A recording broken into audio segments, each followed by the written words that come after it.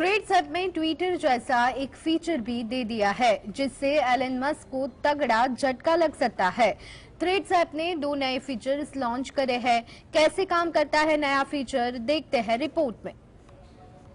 Mark Zuckerberg ने अपनी threads app को लॉन्च किया था जब ट्विटर ने अपने यूजर्स पर कई लिमिटेशंस लगाना शुरू किया था।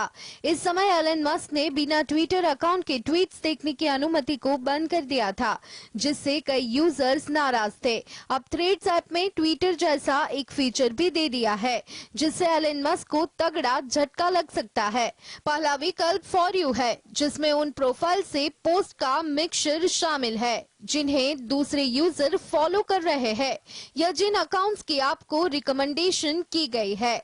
दूसरी ओर फॉलोइंग का ऑप्शन केवल उन लोगों के पोस्ट को दिखाएगा जिन्हें यूजर फॉलो कर रहे हैं।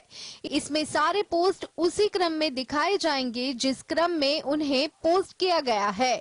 थ्रेड्स के वेब संस्करण के बारे में पूछने एक यूजर के पूछने पर इंस्टाग्राम प्रमुख एडम मोसेरी ने कहा, टीम पहले से ही इस पर काम कर रही है।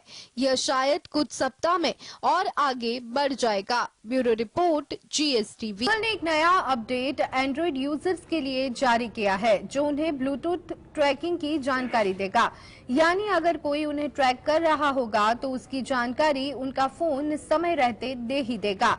एयरट्रैक से अगर कोई करेगा आपकी जासूसी तो फोन देगा अलर्ट। कैसे काम करेगी तकनीक, देखते हैं रिपोर्ट में। एयरटैग्स वैसे तो काफी फायदेमंद है, लेकिन इनका गलत इस्तेमाल भी किया जा सकता है। जैसे कोई इन्हें ऑन कर आपका पीछा कर सकता है या आपकी गतिविधि पर नजर रख सकता है कि आप क्या क्या कर रहे हैं और किधर किधर जा रहे हैं।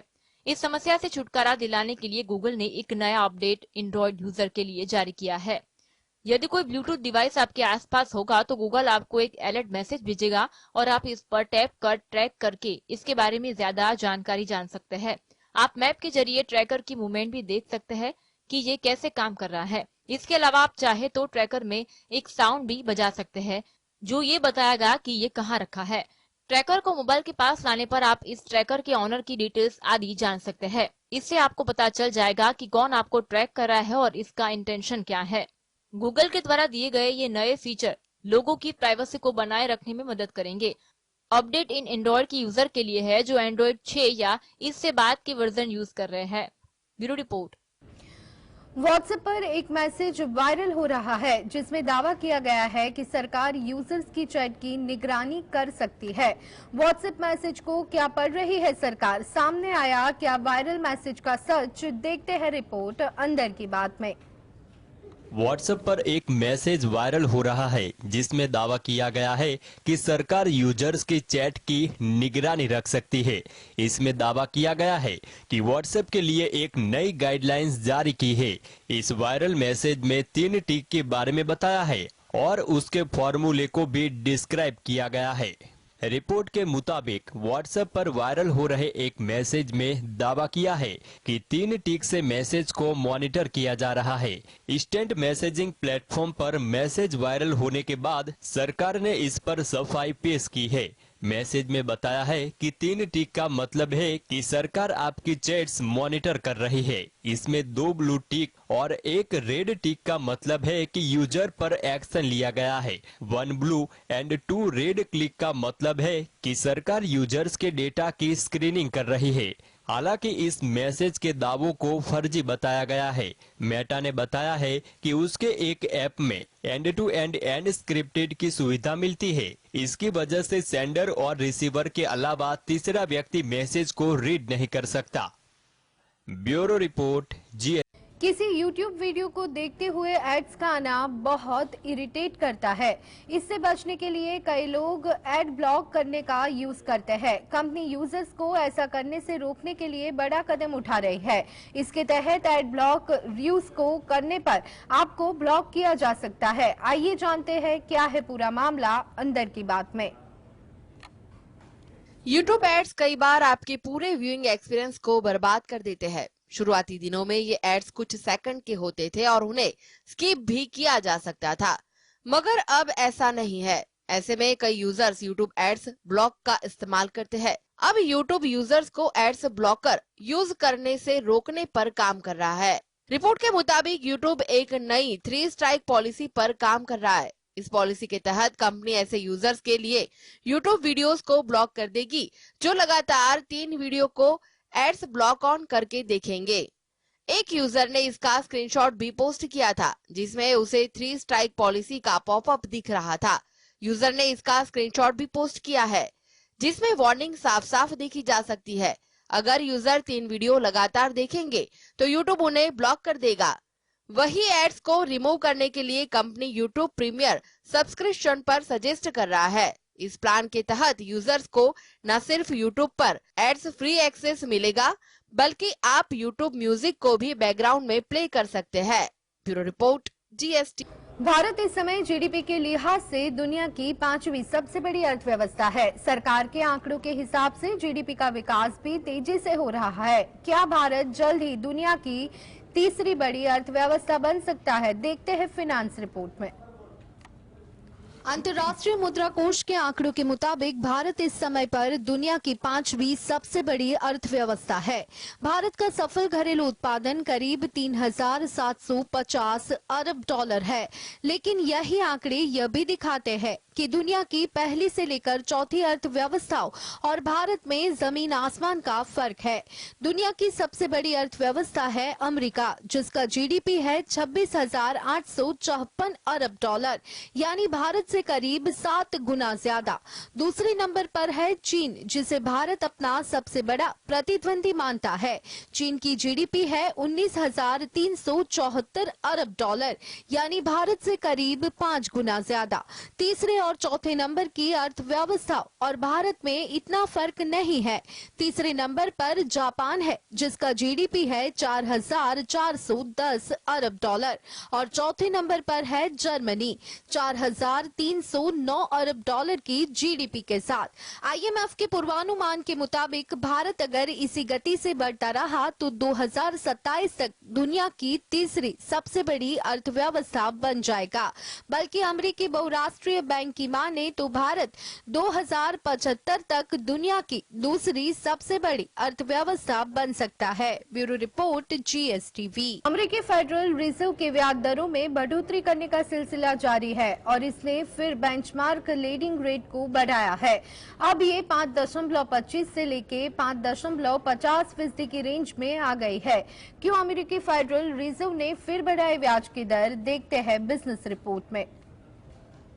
अमेरिकी फेडरल रिजर्व की बैठक में एक बार फिर ब्याज दरें बढ़ा दी गई हैं और ये 22 साल के उच्च स्तर पर पहुंच गई है। बैठक में बेंचमार्क लैंडिंग रेट में 25 बेसिस पॉइंट का इजाफा किया गया है और ये 5.25 माइनस 5.50 की रेंज में आ गई है। अमेरिकी फेडरल रिजर्व ने देश में बढ़ती महंगाई से निपटने के लिए ये फैसला किया है। ये फेडरल रिजर्व की 12 बैठकों में से 11 बार है जब बेंचमार्क लैंडिंग रेट्स में इजाफा किया गया है। पिछले साल यानी मार्च 2022 के बाद से हुई 12 बैठकों में से 11 में यूएस फेड ने ब्याज दरों में इजाफा किया है।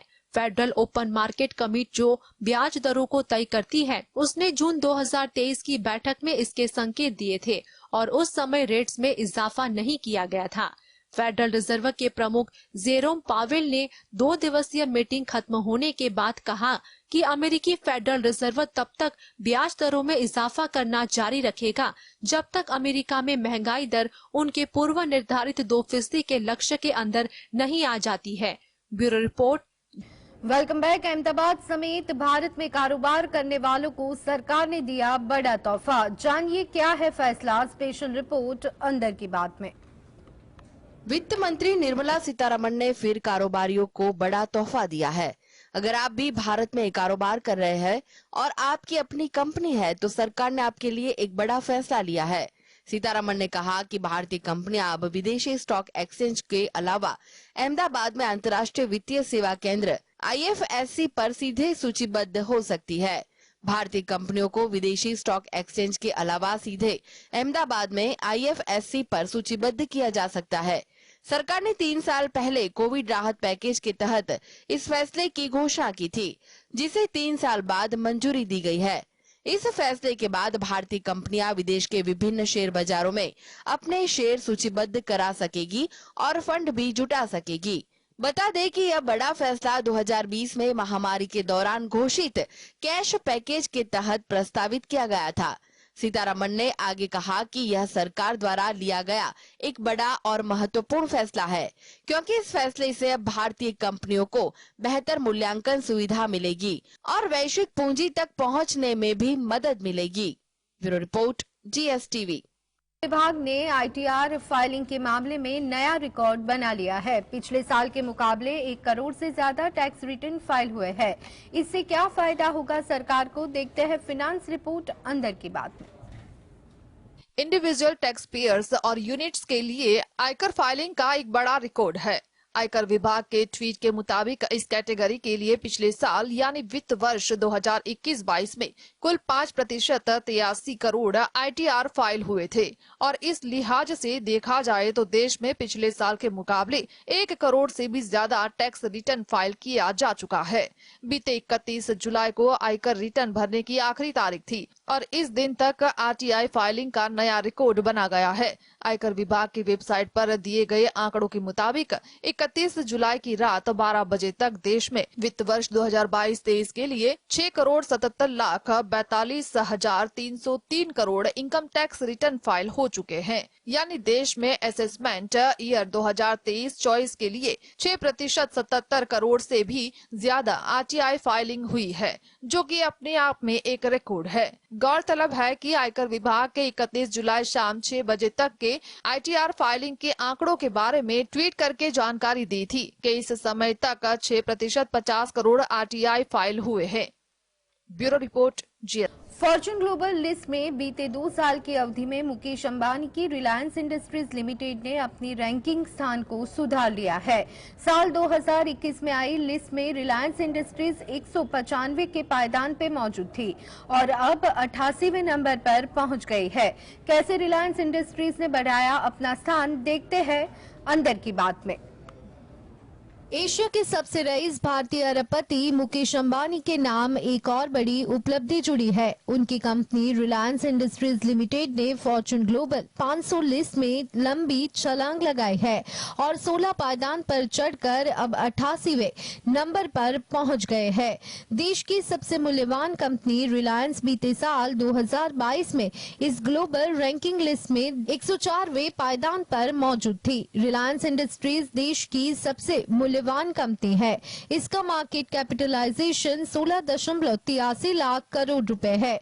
रिलायंस का एकीकृत राजस्व वित्त वर्ष 2022-23 में 23.2% बढ़कर रिकॉर्ड 9,76,524 करोड़ रुपए दर्ज किया गया है। कंपनी के चेयरमैन मुकेश अंबानी की बात करें तो एशिया के सबसे अमीर इंसान होने के साथ ही दुनिया के टॉप बिलियनियर्स लिस्ट में 11वें नंबर पे है। ब्लूमबर्ग बिलियनियर्स इंडेक्स के मुताबिक मुकेश अंबानी की नेटवर्थ 94.5 अरब डॉलर है। फॉर्च्यून ग्लोबल लिस्ट में रिलायंस इंडस्ट्रीज के साथ ही 8 और भारतीय कंपनियों को स्थान दिया गया है। इनमें Indian oil corporation, LIC, ONGC, SBI समेत अन्य शामिल है। हालांकि इसकी रैंकिंग में बीते साल में मुकाबले 9 स्थान की गिरावट आई है। Bureau report, GSTV। देश में बीते 5 सालों के अंदर बैंकों का पैसा लूटकर कई भगोड़े देश छोड़कर भाग गए हैं, जिस पर बैंकों का 8,738 करोड़ रुपए का बकाया है। कोई भगोड़ा तो कोई फरार। देश को किन 50 लोगों ने लगाया चूना, कौन सबसे आगे, देखते हैं खास रिपोर्ट अंदर की बात में।